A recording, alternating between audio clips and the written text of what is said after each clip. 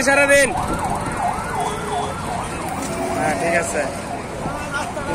কালাম ভাই রাস্তার ভাঙ্গা যে কোনো সময় দুর্ঘটনা হইতে পারে এবং আরো অতীতে দুর্ঘটনা হয়েছে। হ্যাঁ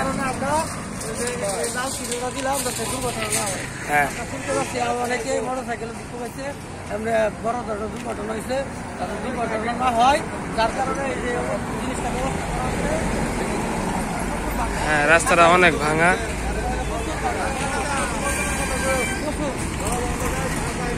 অনেক